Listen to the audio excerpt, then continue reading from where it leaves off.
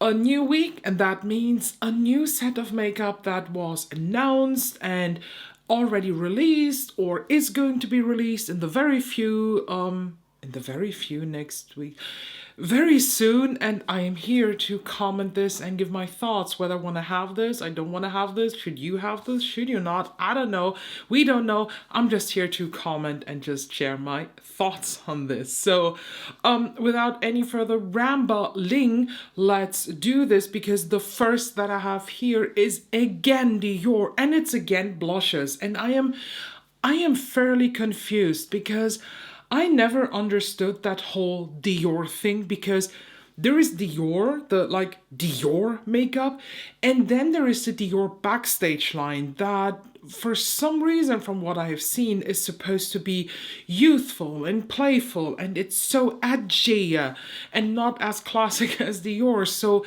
we now have the Dior blush sticks from the Dior backstage line, and now we have Dior with blushes from the Forever line. So they also have highlighter in that format, and I love these highlighters.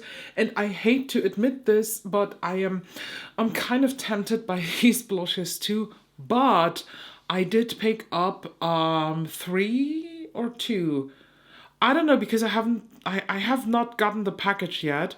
But I'm pretty sure I picked up 3 of the new backstage blush sticks because just the shades looked so tempting. And I really cannot justify getting more of these. Aside from these 5 blush colors that you see here, we also have powders.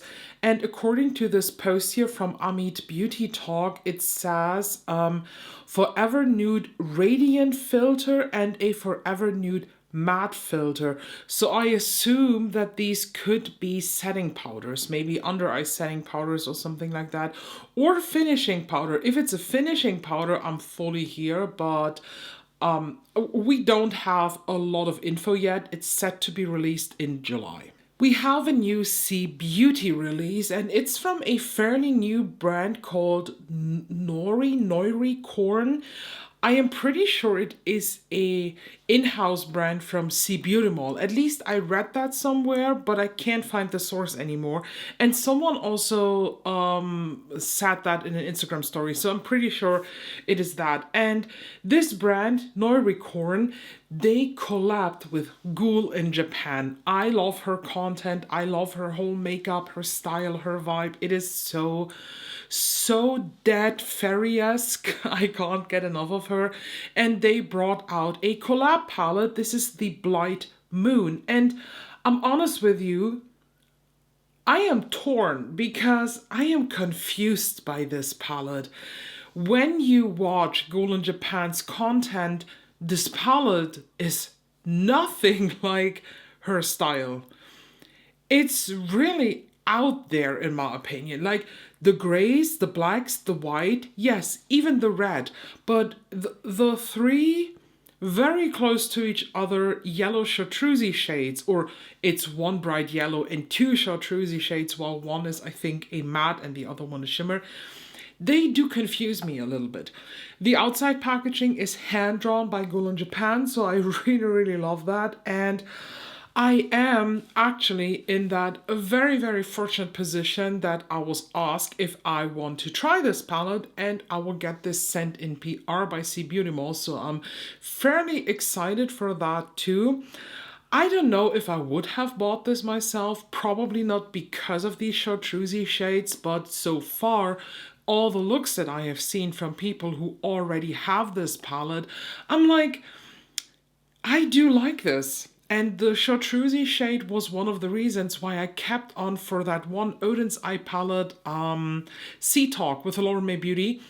I kept on to this palette so long because of the chartreuse shade, because it just breaks a little bit with the concept. And honestly, I can already imagine a look that incorporates the black, then not the red, but the other more purpley shimmer, blended out with the gray, and then one of these yellow or the 2 chartreuses as inner corner pop, or maybe just drawn on the outside. So I do have ideas. I think it's quite bold to go out with this, and I kind of like that. I am really, really in between chairs.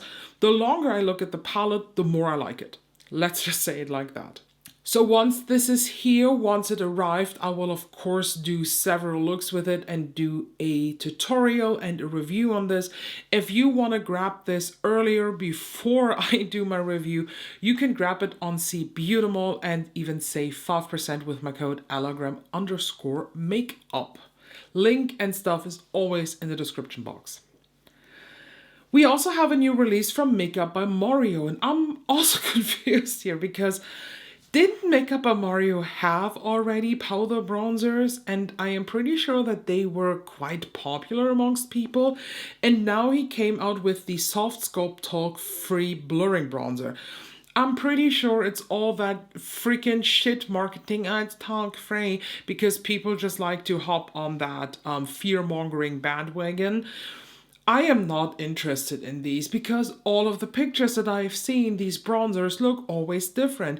Here in this picture, the light shade looks actually like a setting powder, but swatched out on the arms, it looks much more gray.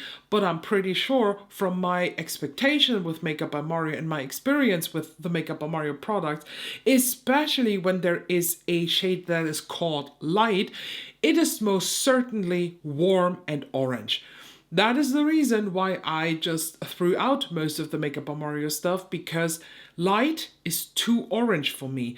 He came out with a new shade called Fair. That is much better.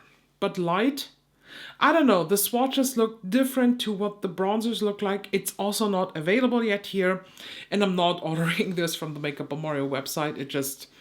It just makes sense when you order more than one things when you're in the EU because of the high shipping and shit. But yeah, so far, not interested. I'm still more on the blush train than I am on the bronzer train. We had a celebrity brand last week with the Shakira shit. And now we have a new celebrity brand by Chloë Grace Moretz and that other girl I never heard of.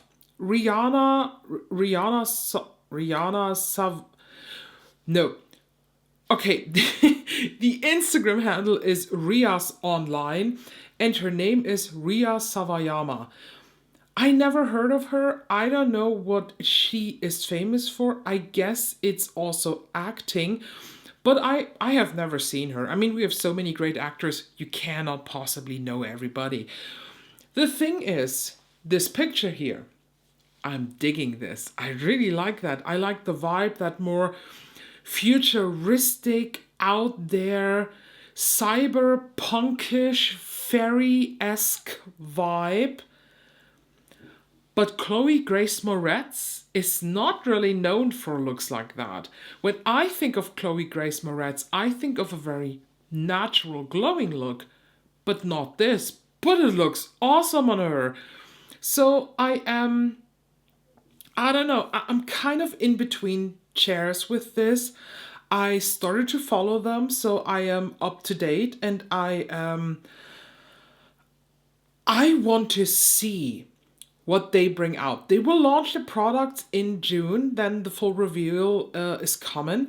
So we will talk about their stuff once we know more about it. All the sneak peeks have, I think, somewhat of liners.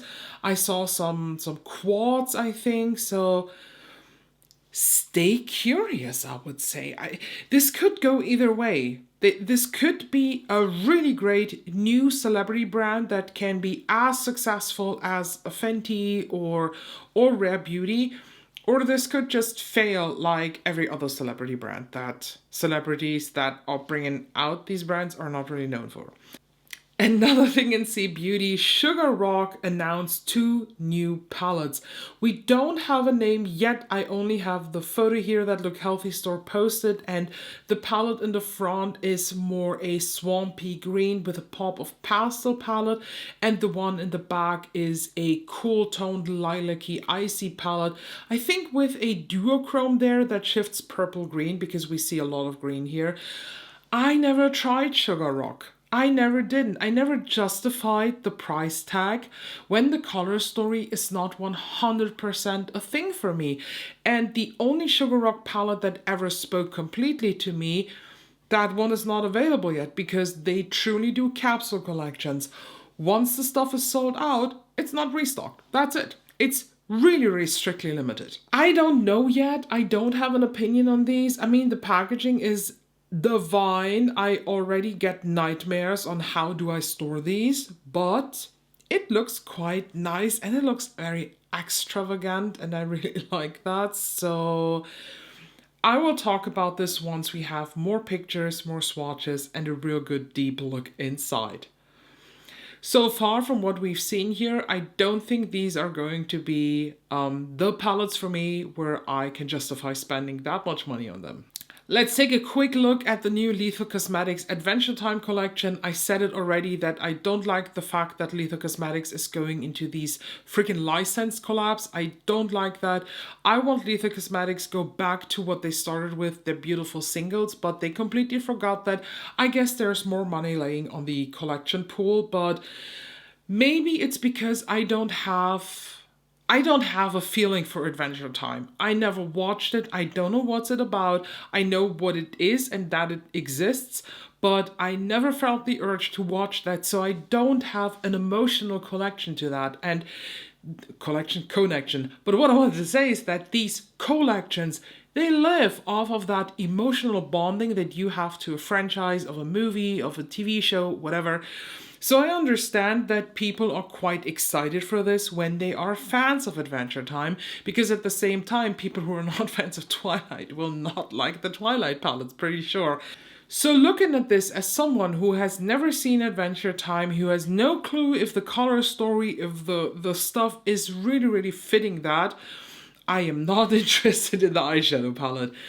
It is so random. It's so diced together, and I kind of have a feeling that this was the point, but for me, it's not a palette that I would want to use.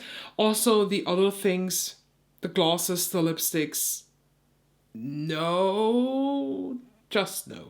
We already talked about the new Adept Cosmetics Seahorse palette. I already showed you a concept picture, I think it was, or a studio picture, Photoshop thing that was published by Adept Cosmetics on the Red app.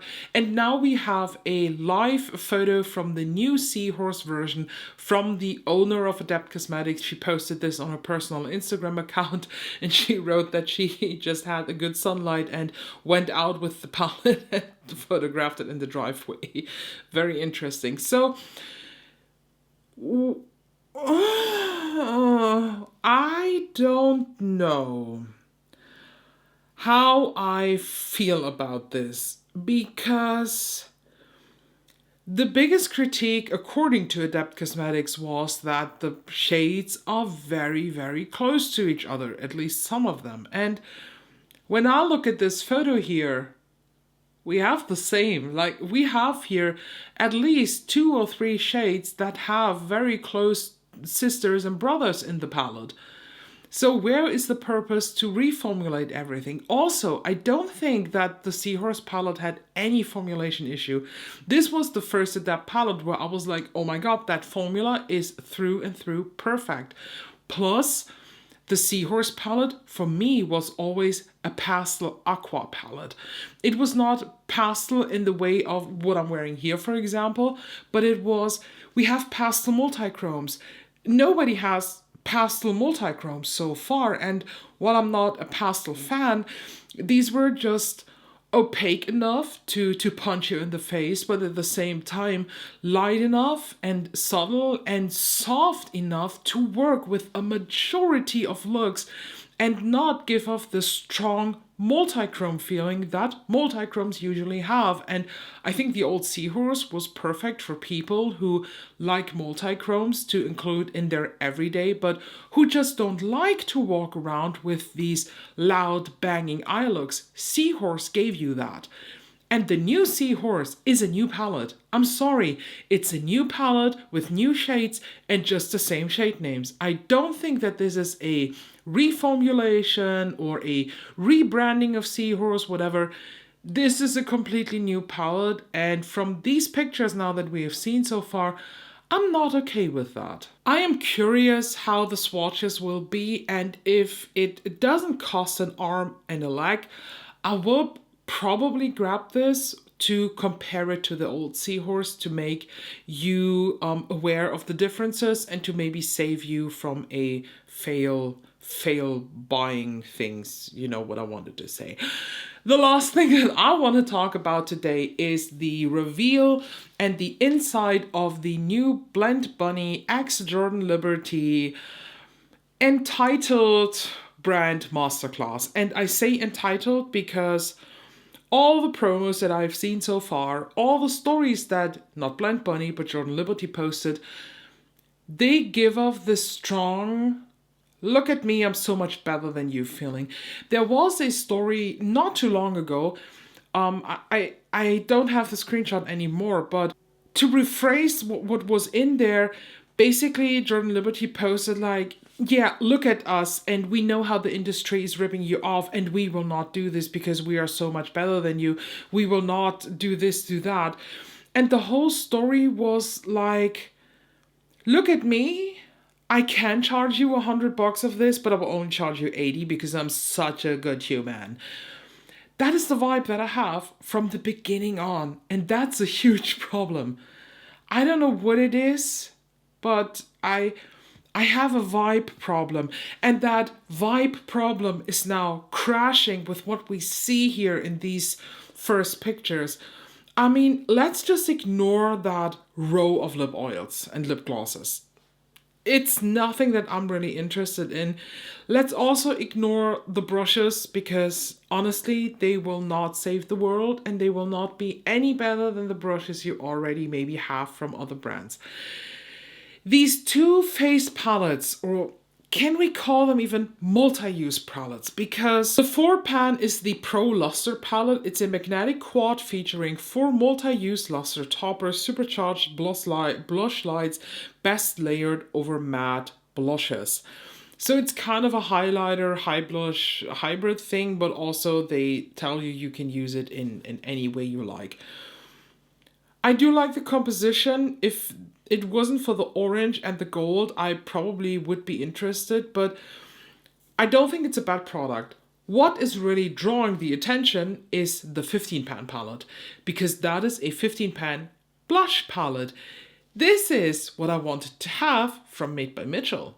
And when I saw this, my initial thought before I saw who posted this, I was like, oh, Made by Mitchell is finally doing it, but in a smaller format, because the cream blush, the Curve Case XL, has 24 blushes. So I was like, okay, cool, only 15 made it to the powder format, great.